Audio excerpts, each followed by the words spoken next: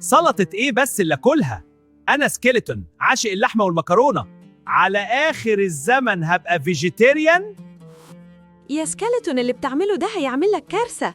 من غير خضار وسلطة هتحصل أزمة مرور شديدة جوه أمعائك.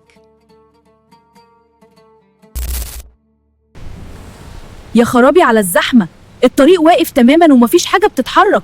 أنا اتنفخت ومش قادرة أتنفس خالص. مفيش خروج، هنفضل محبوسين هنا ونعمل غازات ووجع بطن طول اليوم. وروني هتعدوا ازاي. ده كده ممكن يحصل مغص شديد يخلي الواحد مش قادر يتحرك ولا يلعب. ايه الكركبة والزحمة دي كلها؟ عضلاتي مش قادرة تزق الصخرة دي، ناشفة وتقيلة جداً. حركتي الدودية وقفت وحاسة بتقل ووجع رهيب. أنا صخرة الإمساك الشريرة.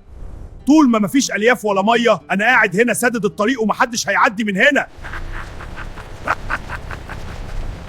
عشان نفك أزمة المرور دي محتاجين ضابط المرور والبطل السحري اللي بينظف الطريق، مكنسة الألياف. وسع للبطل الأخضر. أنا مكنسة الألياف العجيبة، جاي من طبق السلطة عشان أنظف الطريق وأسلك المرور. شغلتي إني بدخل الأمعاء وأسحب المية حواليا وأنفش زي الإسفنجة عشان أطري أي صخرة صلبة تقف في طريقي. وأنا المية اللي بتشربوها جاية أساعد مكنسة الألياف. من غيري الألياف مش هتعرف تنفش وتطري الصخرة. يلا يا مية، زقة كمان. الطريق لازم يوسع والزحمة دي تتفك. حان الآن وقت النظافة.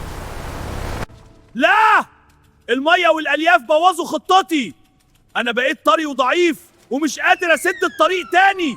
أنا بتزحلق. الحمد لله الطريق فتح والعربيات رجعت تمشي بسهولة ومفيش زحمة. البطن ارتاحت جداً. وداعا للإمساك. فاكريني ولا نسيتوني؟ أنا البكتيريا النافعة. أول ما عرفت إن الحلقة عن الألياف الخضراء أكلتي المفضلة جيت جري. يا سلام على السلطة، طعمها يجنن. أنا مستحيل أبدأ فطاري تاني من غير طبق السلطة المتين ده. عشان كده يا أصحابي، طبق السلطة الخضراء مش مجرد زينة، ده ضابط المرور اللي بيمنع الإمساك ووجع البطن. خس، خيار، جرجير ومية كتير، دول المكنسة السحرية اللي بتنظف جسمك من جوه وتخليك خفيف ونشيط. وكمان معادن وفيتامينات وسعرات حرارية قليلة عشان نساعدكم تمشوا على الدايت من غير لخبطة. خلوا بالكم من مرور أمعاءكم، وأشوفكم الحلقة الجاية في مغامرة جديدة من مغامرات وندرلاب. سلام.